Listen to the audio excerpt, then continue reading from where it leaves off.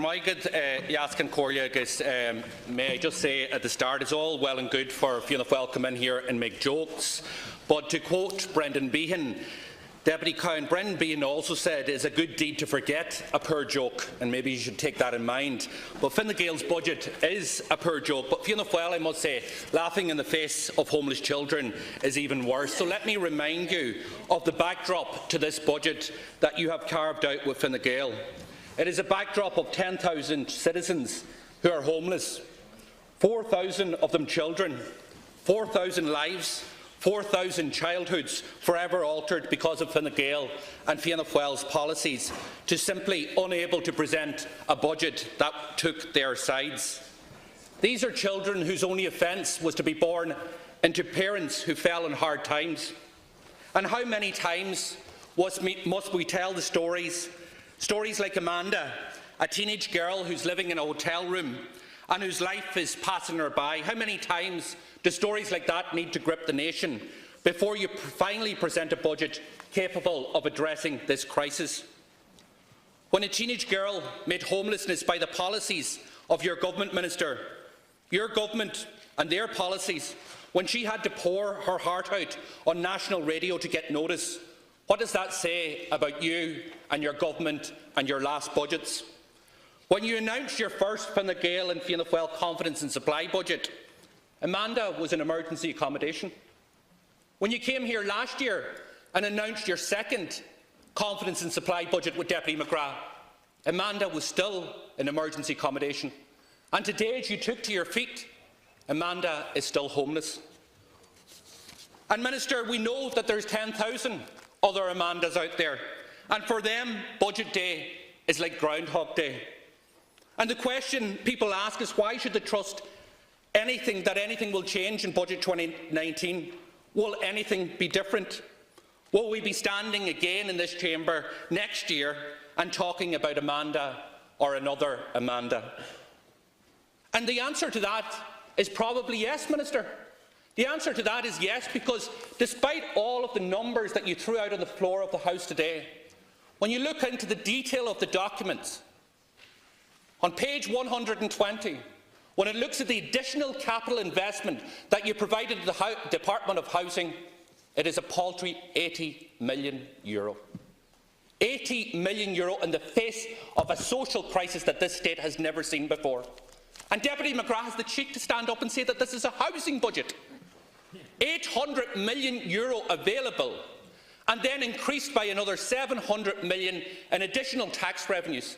That's €1,500 million available discretionary to deal with in this budget, and you allocate an additional €80 million in capital. Shame on you. Shame on you. And it's a betrayal of the people who are in emergency accommodation. It is a betrayal of those who can't afford the rental prices that are being charged in this state. It is a betrayal of the number of adults who currently have to live in home because they cannot afford a house. And you say that this is a housing budget. It is far from it. We know that we didn't get here overnight. No event of the past 10 years has shaped the value or the attitudes of the people of this island more than the bankers' crash of 2008. It shook this island, every family, every community to their core. And out of the ashes emerged a type of bargain that was foisted on the Irish people, forged in the crisis boardrooms of the political and of the financial class. With the economy on its knees, forged in the crisis boardrooms of the political and of the financial class. With the economy on its knees, with fear and worry lingering over families in the state, a great scandal was invented. It was the long scam. It was a story that somehow the Irish people were to blame for the greed and negligence of the privileged, the untouchable few. And the story went that we all partied and we all must pay.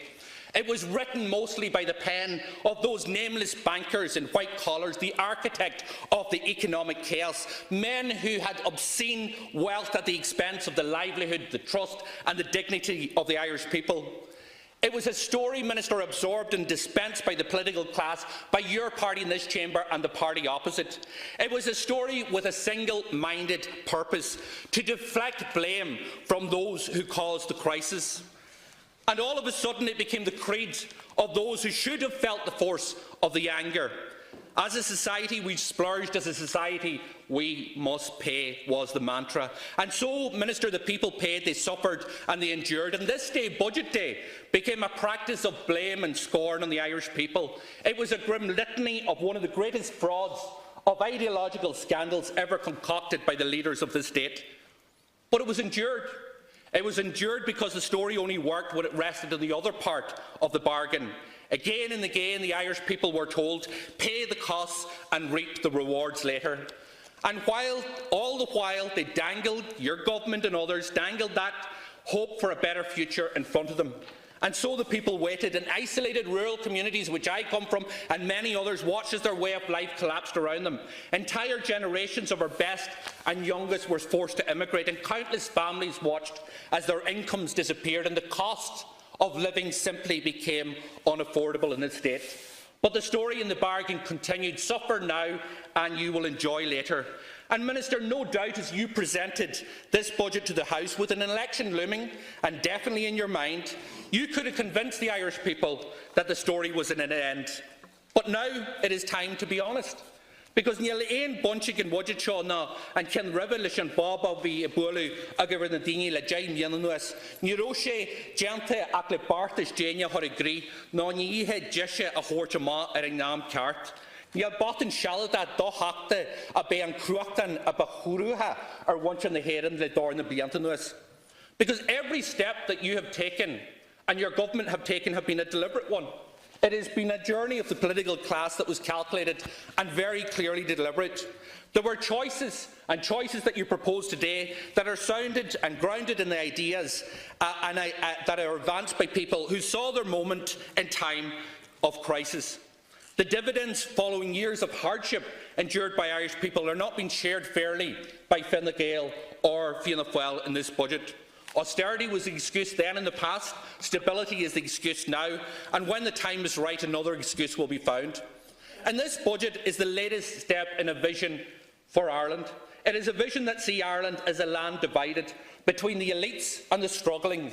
It sets two sets of rules, those who must prosper always and those who will always struggle. It is a vision that fanned the embers of the cultures of greed that corrupted this state in the past decade. It breathed life into the rotten culture of banks and the wealthiest in society. It was, don't worry, your day will come again. And these are the families that suffered, that played their part in the bargain. So the question to you, Minister, is where is the reward? Will Budget 2019 give them the health service that they can rely on? Will they have a place to call home? Will it result in shared prosperity? Will it check the excessive wealth and power at the top? The answer to all of those questions, unfortunately, are no. The government has presented a budget that attempts to buy the silence of the Irish people, that attempts to sell Irish citizens the status quo, that offends their sense of decency and which they know is wrong. And they have watched as this Minister for Finance and before him presented budget after budget to the Irish people who are simply blind to the human suffering that is all around us. The people of this island, you know, Minister, and I know, were brought up on a set of values that said how we treat those most in need is a real measure of a person. Indeed, it is the only true measure of a meaningful society. But yet 100,000 workers, people who go to work early in the morning, do their day's work, return home to a life of poverty because their wages can't cover the cost of living. 1 in 5 citizens in this state are on a waiting list for basic medical care in one of the richest countries in the world. And almost a quarter of Irish workers are low paid by international standards. And all of this is happening on your watch. Too many parents, predominantly women, must give up on their career ambitions because they are beggared by the cost of childcare. Countless more others are heartbroken and in work, and while their children are being minded by others because the high cost of living demands that 2 wages have to come into the house just to simply keep the house going. Too many families, Minister, have no rainy day fund of their own. They're doing fine now, getting just by, but they're only ever a few paychecks away from difficulty. A kitchen appliance failing, the car breaking down, an illness striking, any number of things that could quickly become a game changer for them and their families. And the dividends of recent growth could have been and should have been shared fairly and more effectively. But that means that they should have been targeted in the right way. Budget 2019 should have focused on reducing the cost of necessities so that people's income could go further at the end of the week, so that ordinary people can live a good life now without fear of the future. But Budget 2019 has fallen short in that regard. Booming banks, vulture funds have more backing from this government than the renters whose wage continues to fill the pockets of landlords. And you present this budget. As you do that, this is the real story of Irish society. People who will not have the benefit from what you have announced today. Seo de bhfuair an classa bhí ag immert ag Fine Gael agus na haicmí pleitiachta agus éic go fáil immert acu. Most citizens know this story only too well. A cost of living crisis which made it impossible for countless families to make ends meet or to plan for their future. And that simply, I can only deduce, because the government doesn't understand. You've had 7 years now, 7 budgets, 3 in lockstep with Fianna Fáil. And what has changed for those young people and those without a stake in society? Young people still today cannot aspire to have what their parents had before them. They tell us all the time that the rental pressures are taking every last disposable penny from them. They tell us that they can never aspire to own our own home in the capital, and yet there is no measures, no significant measures in this budget that would address that section of society. Had deacon to an anrot ag bunchlish and rate le genuig dini agus yet idir de horje foi keaku and nihi should kurt doctor no a nihi should or son grocery don shafton.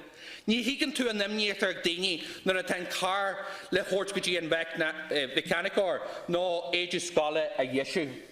And that's the problem. You rule as a minority for a minority, and this is their budget. It is an insult to the struggling majority who see little in today's budget for themselves. It is a budget for landlords. There's no doubt about that. You've ticked that box, and I'm sure Fianna Fáil had all their fingerprints over that. It is a budget for banks. They will keep their tax holiday. They won't pay a penny tax for the next 20 years. And it is a budget for the status quo that has outright failed the people of Ireland. And no further proof is needed than the minimum wage proposal that you presented today. Irish workers who get up early, who put in a hard day's graft for wages which should cover the basic cost of living. That's a very simple proposal. But yet, despite the fact that these are the wealth creators in society, you have given them nothing to lift the worry and help them pay their bills.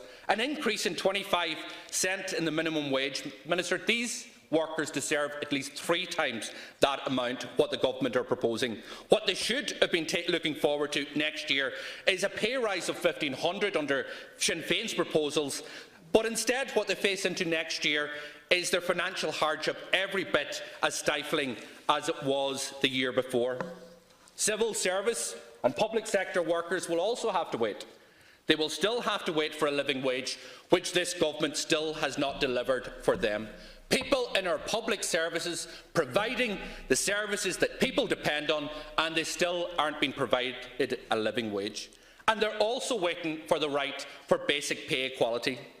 This government continues to stand over a reprehensible policy of paying public sector workers less pay for the exact same work of their colleagues.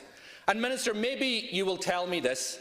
Why is it that some of these public sector workers will have to wait to 2025 to have this basic right recognised, while you and your Fine Gael colleagues will enjoy a cosy pay rise over the next weeks?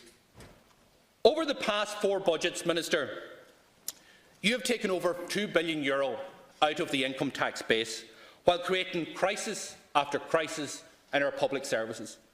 €2 billion you brought out of USC and income taxes at a time when we have 707,000 people on hospital waiting lists, at a time when there are hundreds of patients in hospital trolleys, needing medical care, admitted to the hospital but not a bed for them to lie in, at a time when we have 10,000 and 4,000 children in emergency accommodation.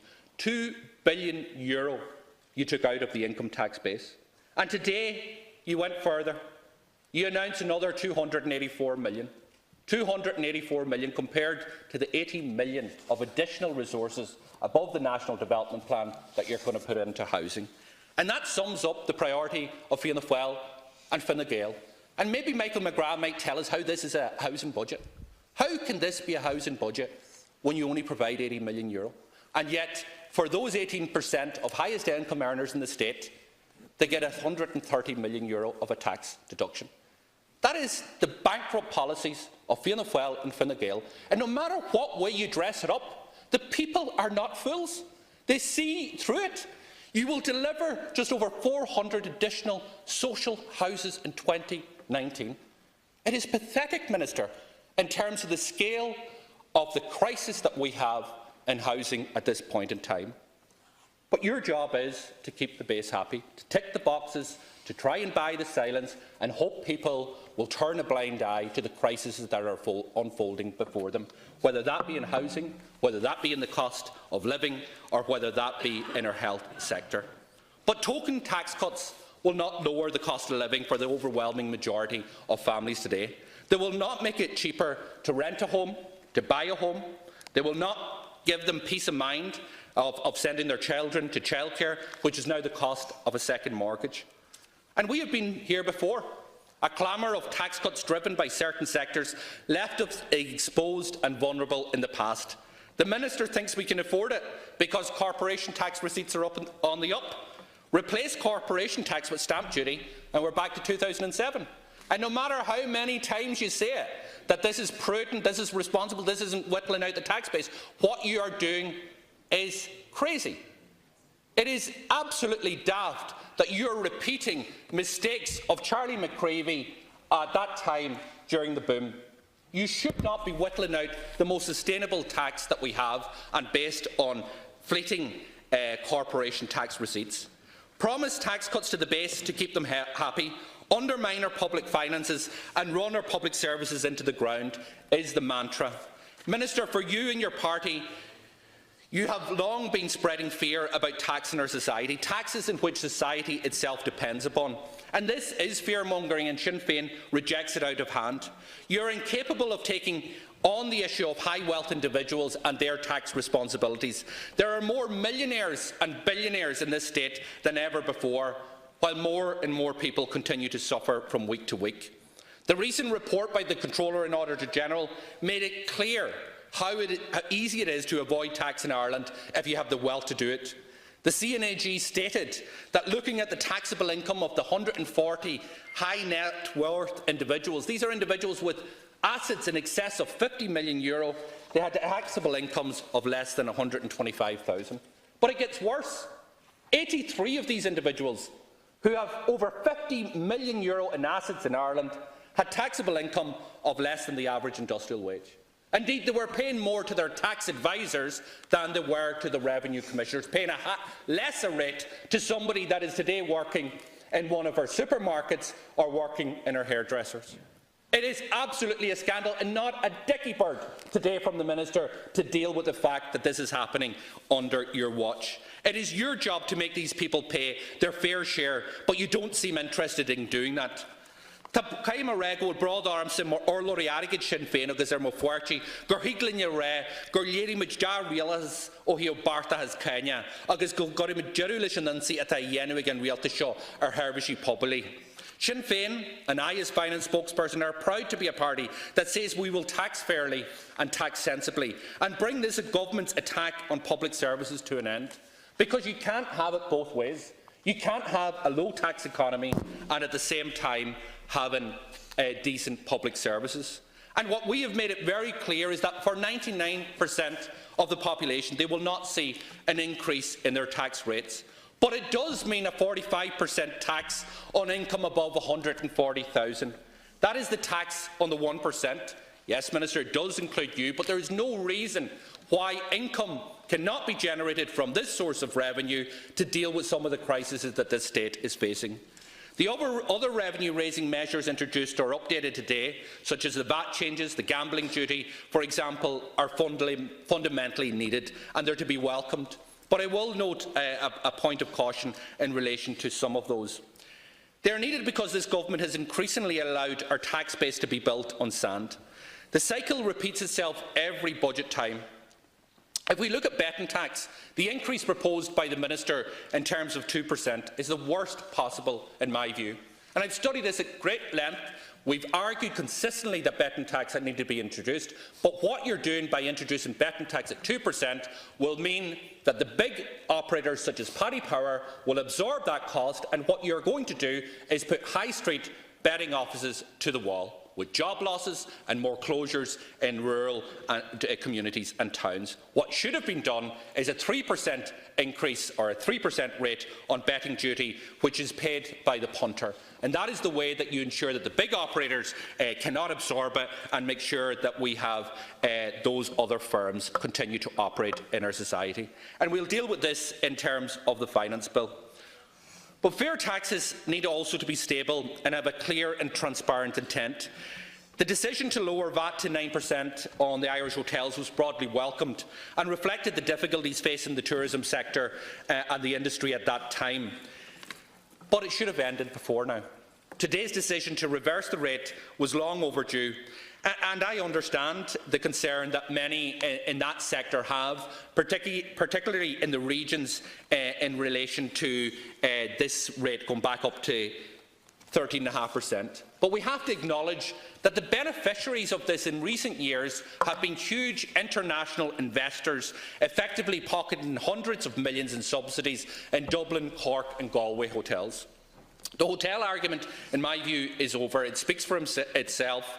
It's been very clear for the last number of years. Room occupancy and price no longer justifies the sort of subsidy that was available in our capital city and other cities. But I do not agree with the full restoration to the 13.5% rate on pubs and restaurants. I don't believe that that case has been made, and particularly in the face of Brexit, that we should have taken an incremental step there at 11%, and this is something I and my party will revisit at the finance bill. Tesa gunne lig gwyl caini ta tawart agus brahan shervishi slenche agus shervishi pobole agus an caini chartishda. And with each passing year, we know that more and more corporation tax flows into the state's coffers. As the most recent boon, we see that the state collected €9.5 billion in corporation tax. And Minister, we know that that won't be there forever. Sinn Féin has long made the case that it is the responsibility of the Irish Government to shore up and stabilise our public finances, and this budget fails in this regard. And of corporation tax paid, you as Minister for Finance have failed to ease the concentration from where it is collected. Clearly, this is a threat to economic stability, and it must be addressed, but it must also be seen as an opportunity while the revenues flow in, a temporary one, albeit, but it can be used to undo the utter neglect that government has shown, particularly in the area of capital investment. It is an opportunity to use this moment in time to do what you should have done years ago, that is to build houses, to upgrade and invest in our infrastructure. You have gone to great lengths to lecture the nation about prudence over the past years, but building our health funding on sand at a time of crisis is negligence of the highest order. It is absolutely stunning that you are funding healthcare by increased corporation taxes. Everybody and their dog knows that that should not happen. What you should be doing, as Sinn Féin advocated, is using those receipts to actually address the deficit that we had over the last 10 years, not least building social and affordable houses. Our tax base needs stability, but our health service also deserves the same. This budget is not an opportunity for accounting tricks or shortcuts. Seamus Coffey, in his report on Ireland's corporation tax system, argued for the end of the 100% rule that allowed huge multinationals to write off intangible assets onshore here against profits at a rate of 100%. It is still impossible to understand why Minister Noonan introduced that rule in the first place, but when you limited it to 80% last year, you excluded those assets already onshored. Taking these assets, taxing these assets going forward would bring in another €750 million. This is something not only Sinn Féin has argued for, but the expert which your department asked to draft the recommendations has argued for as well. €750 million would be brought in that measure alone, which would nearly 10 times double the additional investment that you've made in social housing. We know that that won't last forever, but it could be used to invest in our capital infrastructure, especially housing for our people. This will be 3 budgets, Minister, which Fianna Fáil and you have shamefully called housing budgets. You stood in this chamber 2 years ago and you told us your budget would lead to a transformation in housing.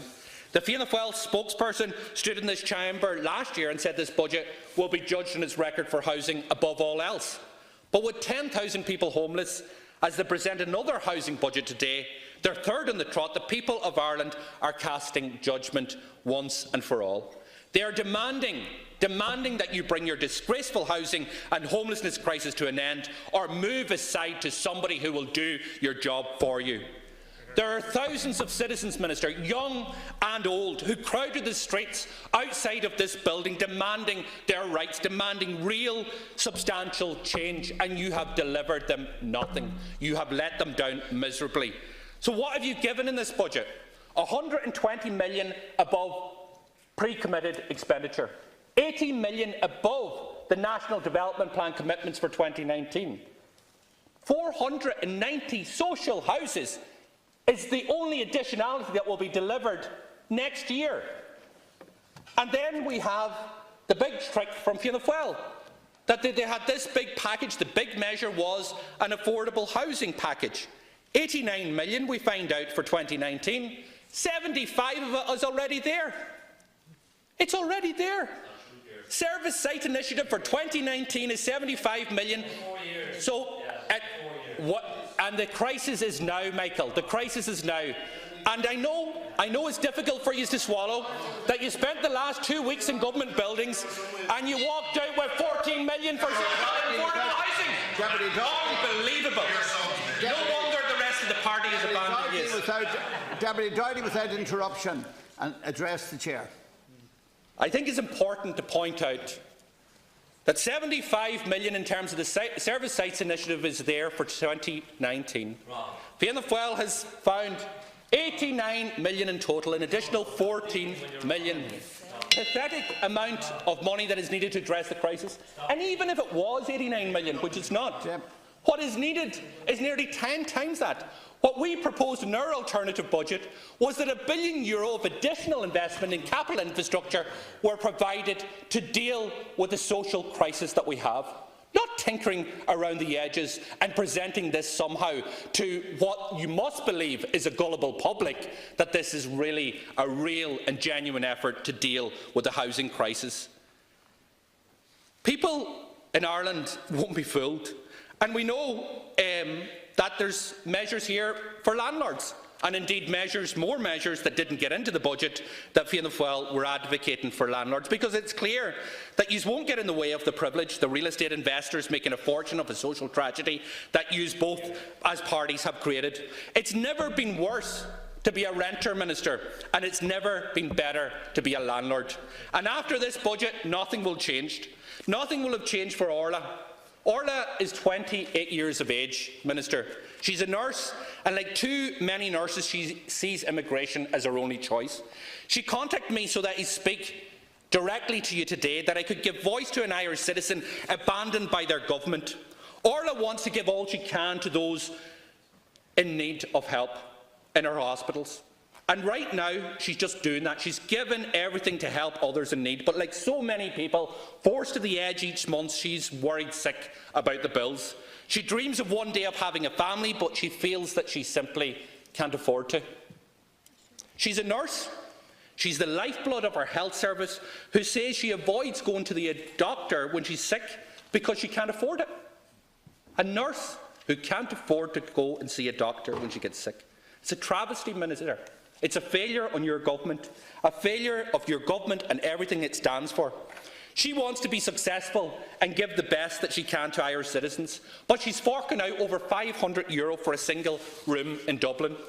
And Orla's story is the story of an endless cycle of Ireland's most devoted and talented citizens. They have care in their hearts, they love their home country, but they've been let down by your government. And Orla has been forced to endure a housing crisis that is forcing her to consider giving up her job, giving up her dreams and giving up her homes. And what has changed after Budget 2019 for Orla? Nothing. That's the reality, Minister. You and your government believe it is not the state's job to provide housing. You want to leave it to the market, but the market has clearly failed.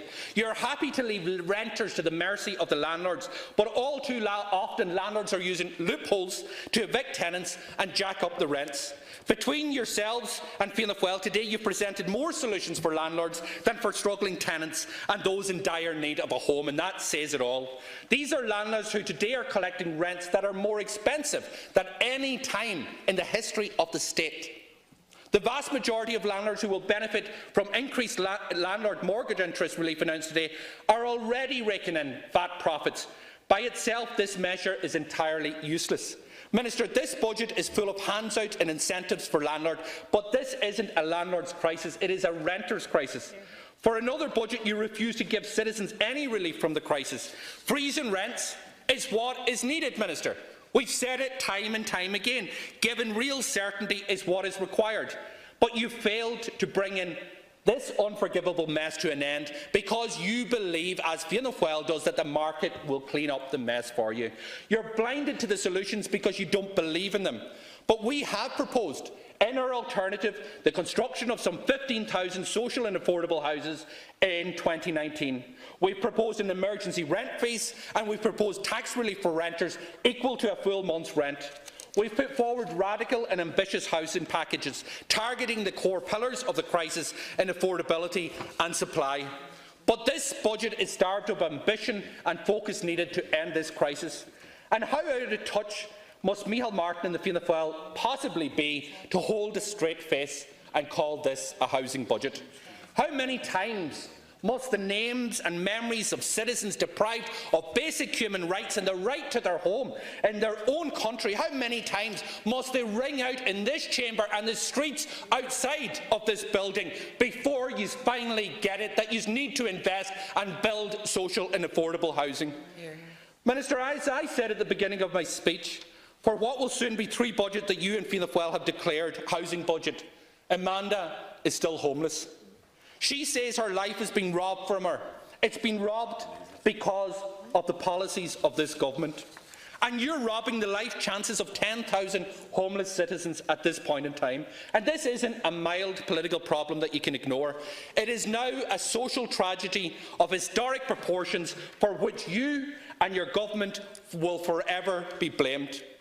Nothing you can do now will heal your reputation of what this administration has done, and rightfully so. All you can do now is do the right thing, invest and do it now. But for another budget, you failed to do that. They need a rent freeze, they need rent relief, they need to see the doubling of the social and affordable housing in 2019. And Minister, your government is running out of excuses, and Amanda, or Orla and the people of Ireland are running out of time. So on the day when you have condemned the state to yet another year of widespread and systematic housing policy failure, let us not mince our words. This government is responsible for creating and repeatedly deepening one of the worst social crises in the history of the state. And you have done that with the support of your colleagues in Fianna Fáil. Because the housing crisis is a direct result of policy failures of the 2 parties passing this budget before the House today. You and you alone are responsible for the failures to invest adequately in social and affordable housing. You could have taken that decision any time over the last 7 years, but you refused to do so. Cutting taxes, ensuring that the wealthiest and elite in society were protected at all times. And what is most frustrating for people, and myself as a public representative and finance spokesperson, is that all of this is avoidable. There is no reason why this supply and competence agreement between Fine Gael and Fianna Fáil has brought forward 3 budgets now that have completely under-budgeted for our health service. Health is one of the most important public services. From some time now, in budget after budget, we've witnessed a systematic underfunding of the health service. The inevitable outcome of that is that the health service cannot deliver the services people need without going over budget because it was underfunded in the first instance, which has resulted in what you like to call an overspend. This budget offered an opportunity to set out a sustainable and credible funding path for health to address capacity issues, to address funding shortage, to deliver on sustainable delivery plan for quality care. But there is no solutions in terms of capacity. We haven't heard any of them. What we got was financial chicanery and budgetary deficit. You have not offered a sustainable way forward for the health service, and your measures have put it at a huge risk in the coming years. You have used unexpected and unreliable corporation tax receipts from a short-term fix for the health budget. And it's wrong. You have done this on the back of corporation tax bonanza announced during the weekend. And what have you done? You have blindsided the opposition and the public and responded to your chronic underfunding of health by throwing volatile multinational tax receipts at our hospitals, at our primary care centres, instead of putting them onto a sustainable footing. The short-termism of funding a health service of a once-off corporation tax windfall is not just deceptive, but it is extremely dangerous. And we've been here before. They've written the script in the opposition benches in Fianna Fáil. Short-term populism through volatile revenues have the fingerprints of Fianna Fáil all over it. And as you scramble to plug the gap this year with corporate tax receipts which are volatile and heavily concentrated, they simply cannot be depended on. And I'll remind you of the consequences of your neglect. 1 in 5 people are stuck on waiting lists for basic emergency care. They need it, but they can't get it, because the system is broken and underfunded now for the last 7 years by your government. There are children with acute illnesses whose chances in life are being thrown away because they can't access the services they need. There are pensioners whose life have been put on hold until they can see a surgeon. And Minister, if this is all that the health system can offer its citizens in a society as wealthy as ours, then this is a sign of unprecedented failure. Around the world, citizens can have their rights met on time, and as a right, not as a consumer. And this is what Irish people deserve, and nothing less will do. But tinkering around the edges will not deliver the health service that is their right. Today, you've proposed a reduction in prescription charges for over 70s by 50 cents and the drug payment scheme threshold by €10. Prescription charges are a tax on ill health, and any measure to lower them is welcome. But your move today on prescription charges and the drug payment scheme are not ambitious enough, and you should have gone a lot further. It's unfortunate that it seems they will only be reduced for the over 70s. These costs are a huge burden to working families as well. Sinn Féin has budgeted for a €1 reduction in prescription charges right across the board as the fairest way to reduce the unfair tax on ill health. Indeed, we also budgeted to lower the drug payment scheme to €100, so it's disappointing that the government is only going to 124. Medicines are completely unaffordable for countless families in the state, and you've done the least you possibly could to change this reality. Today, you have once again failed to end the staffing crisis, which is impacting on public health. We know that nurses and midwives are balloting on rejecting your pay agreement, and we have the distinct possibility of a strike amongst these professions, and yet you chose not to address these issues that are causing a recruitment and retention crisis right across our health system. You have made it clear to them that they'll be waiting until this government is swept aside. Our health service needs real investment, sustainable investment into the future. You have not done that today. Instead, as I said, you've used volatile corporation tax receipts to fund current expenditure in health. You have used the health service as an election tool and put it at danger of collapse in the coming years because your investments are not sustainable.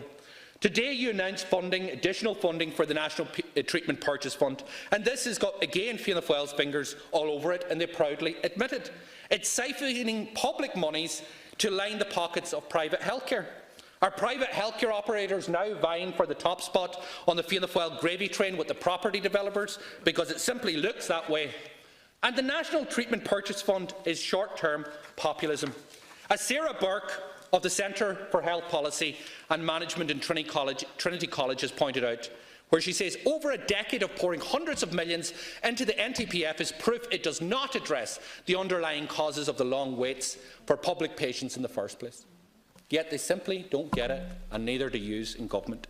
Diverting public money into private healthcare is not only wrong, it doesn't make any financial sense in the long run.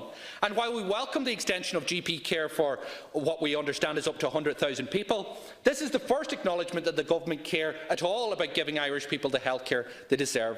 but you haven't announced how you will increase capacity to deliver this. From speaking to GPs this morning, it seems that there's been no consultation about delivering this. Currently, there's no capacity to deliver the levels of care we currently have, and you've done nothing to change this. There should have been dialogue and investment, firstly, in increasing the number of doctors and GP training scheme, so we could increase the number of GPs and the capacity to deliver services. This would have enabled patients to be seen for free in a timely manner and not forced to wait for weeks for an appointment or be forced to attend ED departments for treatment. GPs are the cornerstone of our primary care services, and we must ensure that we have a supply of GPs for the whole of the state. But your government completely ignores their concerns and opinions, and you've done nothing to tackle the capacity issues and the crisis that there is in primary care. Expanding primary care must be the start of a long-term plan of investment in health towards a truly universal system based on need, and we must have the capacity to deliver that. If we were serious about free GP care, you would have delivered on this, but you're not, and you simply didn't do that. The only endpoint for our health service is a universal system of world-class care, free at the point of need for every Irish citizen is a birthright. If we want a system truly worthy of the compassion and duty of care of Irish citizens that they show each other, then the government has to fund it, and has to fund it on a sustainable and long-term manner. You were forced with the choice today to sustainably address the systematic problems which were the result of underfunding in the health service over many years, and you chose to engage in the same type of voodoo economics which drove us to financial ruin more than a decade ago.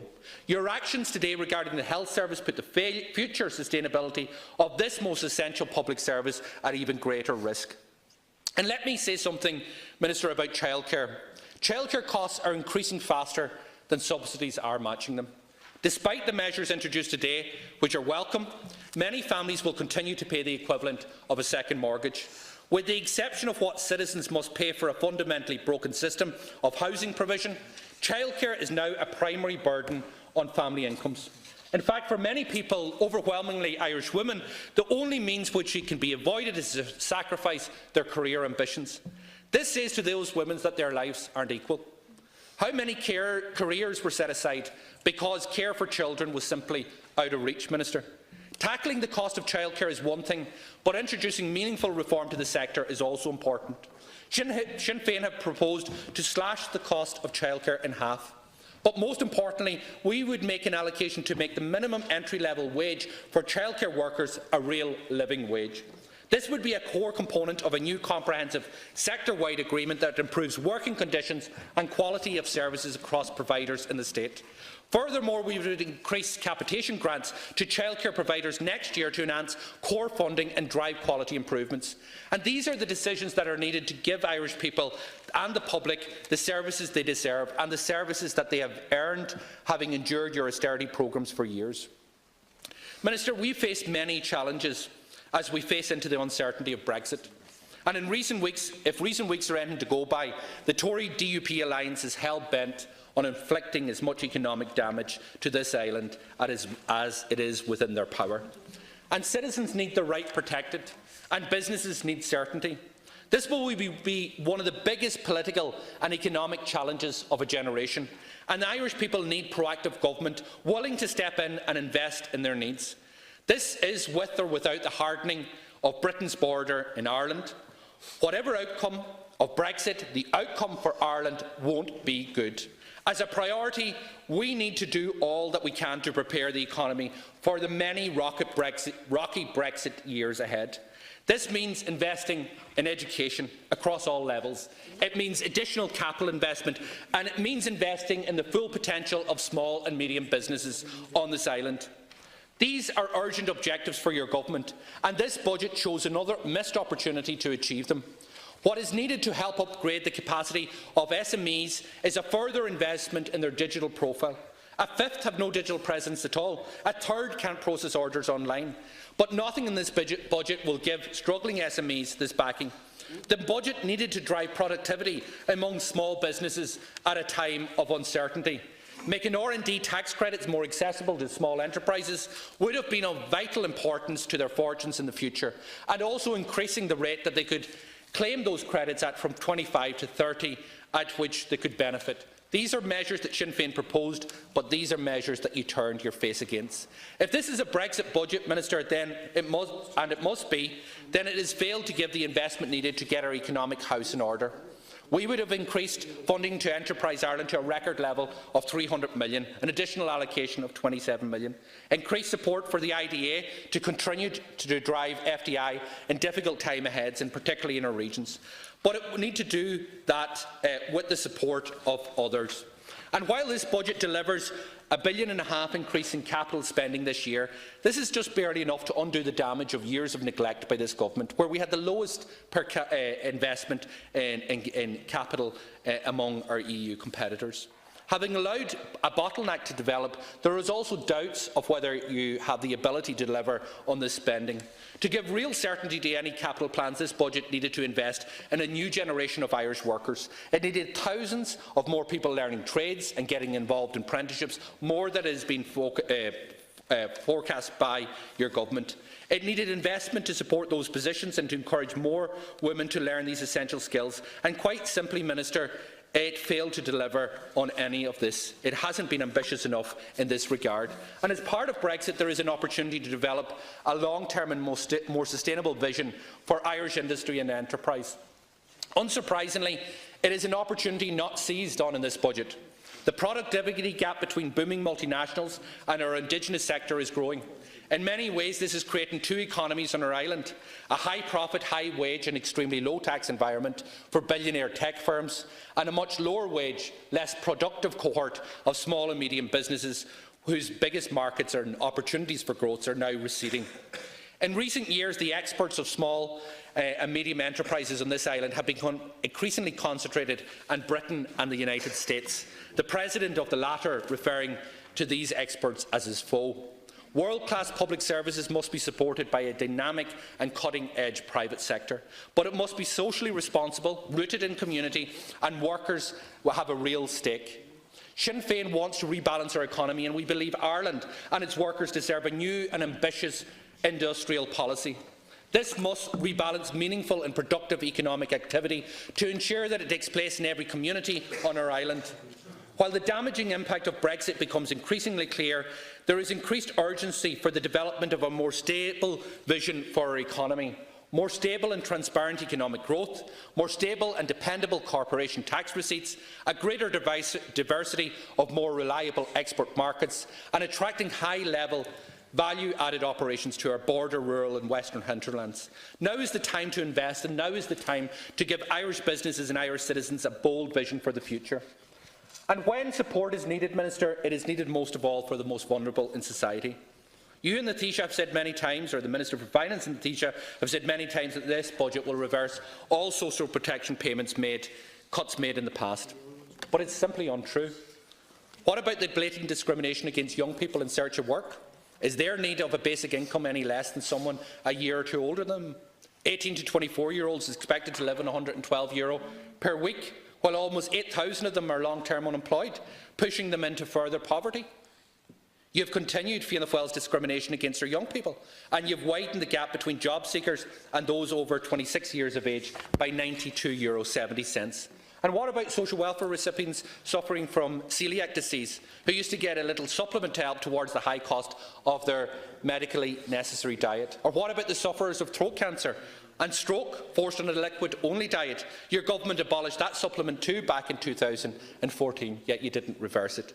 And while you've increased social welfare payments, you're forcing those living week in, week out to wait till March until they can access it. You have not completely reversed the so-called era of austerity cuts, and you're prolonging some of the most vicious cuts made to social welfare. And while you've finally vested some of what is needed in people, don't pretend that it's nearly enough to cope with the cost of living crisis that has been forced onto them.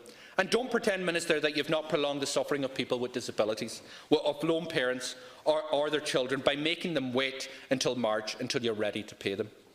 But you carry on with the spin, and that yours is the party for those in need. Fianna Fáil brought a motion forward to the Dáil in April, passed by this House, to provide occupational pensions for 1,250 CE supervisors and assistant supervisors in line with the 2008 Labour Court recommendation. Clearly, Fianna Fáil didn't bother to negotiate for this in the budget. Instead, those CE supervisors who gave so much to their local communities will be left with nothing to show for it at their retirement. And it's a disgrace, and it shows the two-faced politics of that party. And Sinn Féin want to welcome the confirmation of the Christmas bonus this year. It will go to some way in lifting the financial hardship on families at a crucial point in time. This is a time of year when many citizens across the state become more vulnerable, and their state must be there to offer a helping hand.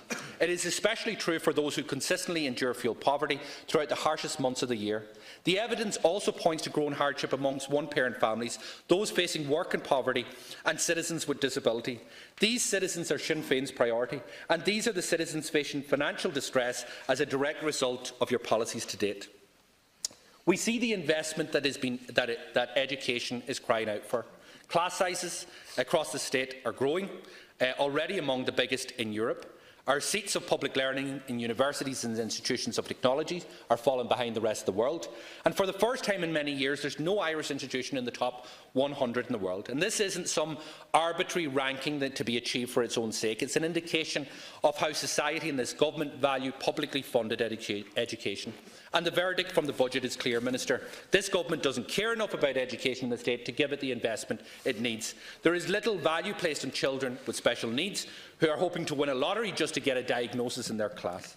The social and economic benefits of placing education at the heart of society are profound, but you clearly are blind to them given the fact that you didn't adequately fund this in Budget 2019. A lack of investment is undermining our economic potential and squandering what should be the greatest every generation of Irish pioneers and innovators. This is simply ignoring a central pillar of any society wishing to lead the knowledge and digital economy opportunities at the time ahead. And while this undermines our quality of education, you're also doing your best to make education unaffordable.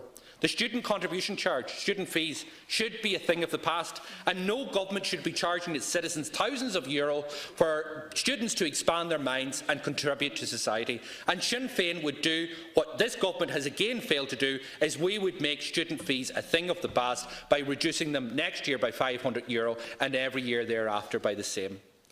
We know that no one in rural Ireland is expecting this budget to change their lot at any time soon.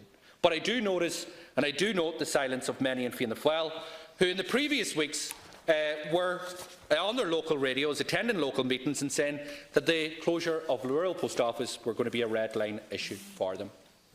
Lo and behold, one thing to the public at home, another thing when they're sitting in the Dáil and having to put their money where their mouth is. What is happening to the people of rural Ireland isn't some natural cultural change or a result of young people having their hearts elsewhere. Growing up surrounded by our natural heritage and protecting that heritage is a great pride for people in rural Ireland, but it is a pride that is becoming harder and harder to enjoy. In fact, living as their families before them lived is becoming almost impossible. People aren't leaving for the good of their health. Rural Ireland is slowly being pushed into a steady decline for decades, and this budget does nothing to make life easier on isolated rural communities. And what little community services remains in villages across the state, it's been under attack from this government. Basic broadband, still a pipe dream for many families, and economic development remains Dublin-centred. This budget needed to be a clear statement on intent that we would invest in rural Ireland and that we would support rural areas. Infrastructure, public services, resource guarding, promotion of tourism and the Irish language, another year without the necessary investment in a new beginning for rural Ireland. Is Kenyan aid on Gaelic? Tishi Marhanga Pobble and Wheel and West. Tachum Allwater in the Estiacta, it's the Hagrish Gaelic, Agus Gaeltarte, La Gem Yanus, Agus Antario Shin, Go Chichum Sontasa, Arlene the Cancery, Duhas Gaelic, and Ish. Heen Jug van Gader fought the Cantra Gaeltarte, the Dre, and then out of his journey. Shin Chichum, the Heen Jug again, quick, Biena, away. It's Tobaste A. Antario is Shaw, Agus Rahi Kursi, Hondonis, Monning Yenin, and Realtas Nesti, Fuenta, Sanernia Shaw, Akni Mar Ate. Agus modular bíana Gaelic it's Mosla A and made sura ta fueke gen Gaelic agus an Gaeltart. Níl dohan muine fueke agus egen planchanga In Ecuador, ten Oireachtas ag Jenny New Erger and Plan Estiachta Conwyn the Gaelic, and August ten Oireachtas ag Jenny New Erger and Gaelic a Orbert more Hempel and Stetch. Ten Oireachtas ag Caihu Keitahan Fear Vug than budget Omlan in Gaelic agus in Gaeltart, ac Nielik Lie and Cachu Aku Imdiana agus Isamara V in Yevilis Art. Niel ein inu go gear Kim take Cantra Gaeltart agus Gaelic. Is gay in Estiart is a Gaeltart agus a Gaelic more ever praying.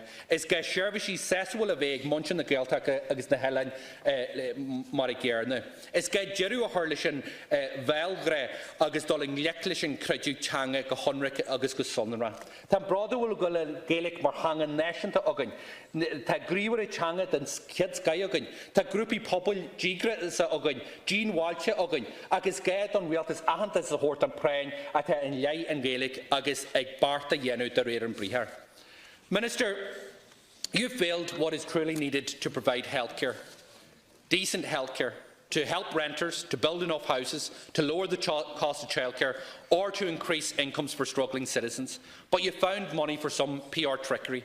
It will be no surprise that you, as Minister, that I refer to the so-called rainy day fund. It will also be no surprise that I've rejected this, as has businesses and worker groups alike, and there are many good reasons for this. With the exception of a few select commentators, this proposal has been roundly dismissed, including by the majority of parties present here today.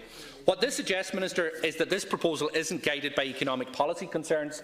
What you actually did was you took a hand-me-down policy from Fianna Fáil and made it your own. It's policy on the hoof, and it's clear its final design was being made up as you went along. And now we know it was. We've seen from a Freedom of Information response that we obtained in Sinn Féin makes it clear that the real only possible use that you could use of this rainy day fund under the way it's currently set up is to bail out a banking crash in the future. And that is the reality, and that's what's there in black and white. It can't be used to offset Brexit, can't be used to deal with health. It's a bailout for the banks. You've done it before, your partners in Fianna Fáil have done it before, and I'm sure it's what you're setting up again. And I think it's in time to be honest with the people in relation to this. But we won't forget where this proposal originated from. As I said, it originated from Fianna Fáil. And if we were to agree with the policy put forward by Fianna Fáil in their manifesto at that time, we would have to be putting €3 billion into the rainy day fund this year. That's what they proposed in 2016. Not only would they have the brass neck to call this a housing budget, but they would actually have to cut housing if they got their way at that time. But the reality is, Minister, for many families out there, it isn't just raining, it is pouring. It is pouring for those who can't get access to housing. It is pouring for those who can't get access to health service. It is pouring for those who can't get access to affordable childcare. If their wages aren't disappearing into the pockets of landlords or to banks charging twice the average EU interest rates for mortgages, they're lost to some of the highest childcare bills in the world, and that's the reality. So by investing the rainy day fund in public services and struggling families, you could choose to bring the spiralling cost of living crisis to an end, but for another budget, you've refused to do so. This is where this money should be invested, Minister. But of course, no one is surprised at all of this. Your policies and the policies of this government have chosen to side with banks over people, and nothing short of disgraceful. I shouldn't need to remind you, Minister, that you represent a government which is the majority stakeholder in some of the biggest banks in the state. And like any shareholder, never mind one which commands the majority share, you have the opportunity to direct the values and principles of these banks. In emergency circumstances, you have the opportunity to intervene. So why, Minister, did you sit in your hands this summer as billions of euros of mortgages on Irish families' homes were handed over to rapid vulture funds? There are billionaire funds preying on some of the most financially vulnerable citizens in this state who did absolutely nothing wrong. Why, Minister, has another budget passed where you encourage the rank exploitation by foreign investors by presiding over a tax system which offers them tax breaks and tax neutrality? Why will you not intervene? Is it because, in the mind of the government, the rights of international funds such as these trump the rights of Irish citizens in distress? So blinded is Fine Gael by their deference to the market that they allow it to scrape the maximum possible profit from Irish citizens, many in their greatest hour of need. When they need their government, charged with protecting their rights and their interests, yous are busy allowing their mortgages to be flogged off for an easy profit. And that is the long scam come full circle. Not only was there never light of a new society at the end of the tunnel, your policies have allowed the elites in society and the culture which drives them to regroup. There can be no other explanation. 10 years on, the Irish people bailout of the banks has allowed them to rise to the top of Irish society once again. Who else in our society, Minister, is allowed to forgo their taxes for up to 20 years at a time when they see profits of over €1 billion? Sinn Féin would bring back a cap on losses on profitable banks that they can use to write off their profits, and we would limit that to 25%. This could bring in this year $175 million alone, but in your books, the banks must come first. Who else in our society would be allowed to charge interest rates on mortgages that are double the European average? Or who else in our society could effectively rob hundreds of millions of euro off their own customers and be confident that they will never be held accountable? When the central bank produced its report on culture, there was nothing new in it. We all know that the culture is rotten in Irish banks. We all know how the banks, how they have raised from the dead and how they tower over citizens once again. So as you propose another budget today, the real question is, why do Fine Gael and Fianna Fáil support policy choices that amount to an ongoing bailout of the bank and cost the Irish people? You aren't tackling the culture, you are the culture. You embody it and you bring it to every budget, and it guides your vision for Irish society, and that is why we have the crises in health and the crisis in housing. You brought it into this budget. For another year at least, you've ensured that the untouchables can fill their pockets on the backs of Irish citizens. This way of government, these values that reek of injustices and elitism must be cast aside. Sinn Féin brings to the table a new set of values, values of which a new economy and a flourishing society must be built. These underpin our alternative budget, a roadmap to something better than a stale and harmful vision of Ireland presented by Fine Gael and Fianna Fáil. Every cent is costed, and every year Sinn Féin balances the books. We balance them while also accounting for the inevitable budgetary mess and under-budgeting of the health system. And in our budget, like the government's, we will be in surplus next year also. This year our budget would also meet the targets and set down in the fiscal rules. And that is important because a government charged with stewardship of the economy and investing in the full potential of Irish citizens can only do so with well-managed and sustainable public finances. It is also important because when Sinn Féin engage in the budgetary process and produce our comprehensive alternative, we do it with two fiscal principles in mind. Do these proposals create sound and future-proof public finances, and do they address the social and economic needs of Irish citizens? These are the two benchmarks that cannot be separated. The health of our economy relies first and foremost on economic opportunities available and taken by our citizens. It relies on how inclusive our economy is and what stake citizens truly have in it.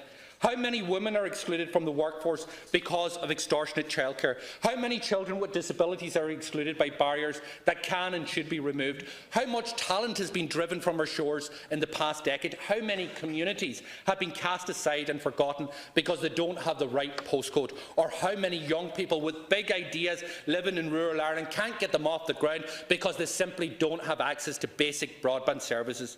We can't, Minister, have a truly sustainable economy until everyone is included in it and their full potential is cherished and developed. But this government is blinded by ideology, who see people as merely cogs in the machine instead of the potential that they have. You have driven a narrative which says to the people, you can have one but not the other. You have turned the concept of a balanced budget into an ideologically driven neglect. And, Minister, balancing the books is the easy part of this. We do it every year. The difficult task among those who shape economic policies is to make a policy choice that is consistent with a clear and transformative vision for Ireland. When Sinn Féin says we balance the book, it means we also have public finances that are resilient and stable. But crucially, it gives people peace of mind that what we are doing is investing in urgent and complex needs of Irish society. Our alternative budget, and any budget delivered by a Sinn Féin government, would be focused on achieving meaningful social advances. We have a long-term economic vision, a journey on which we believe our economy must travel to give every citizen the living standards and the opportunities they deserve as a birthright. Presenting a different list of incoherent, electorally driven choices is not a bold strategy that we need to transform society. It won't deliver the change needed to keep pace with a changing world around us. These objectives are simple and are grounded in our clear economic vision for our island. Our budget would, for the first time, begin to build real world-class universal public services, free at the point of use, dramatically raising living standards and lowering the cost of living. And our budget would meet the challenges of Brexit. Our budget would take the first steps in eradicating poverty on the island while providing the necessary supports to root out its causes. Our budget would create an Ireland of equals with a community and solidarity at its core, where everybody chips in their fair share. Budget 2019 also needed to reflect the big conversations, and it failed in it. Big conversations that are now ongoing. It needed to start preparing for a united Ireland. These are objectives and a budget that should be a step towards these objectives. And these goals are rooted in values which puts the welfare and advancement of citizens above all else. So can I just say in conclusion, this is another budget rooted in the long scam. It is another budget which ignores the real issues facing Irish society in the hope that we'll all forget. Unless the people of Ireland decide to bring this scam and this sham government to an end. Sinn Féin is bringing new, modern leadership to Irish politics, and with it we bring a new set of values, a new and ambitious vision for our society's needs and what it could be, where people come first, not profit, where we invest in Irish potential and don't let it rot away, where we don't run our state, our banks or our tax or housing system as plunder for the wealthiest in this state and beyond, where everyone pays their fair share, where we invest and give security, world-class services and a life of fulfilment and dignity for all, where we treasure compassion and social solidarity, not social exclusion or division. So in closing, Minister, I'm thinking of Amanda and I'm thinking of Orla, and of the countless citizens like her who were betrayed by budgets like these. She says enough is enough. She says that the Irish people deserve better. She says that Ireland needs drastic change or it won't be worthy of living in. And I wholeheartedly agree with her, Minister. It is well past time for change. The Irish people are crying out for it, and to make budgets like these a thing of the past. Sinn Féin would bring this change and our vision to government, and government which would have a single-minded purpose to forge a new Ireland where no one is left behind, a purpose which you have failed to deliver in Budget 2019.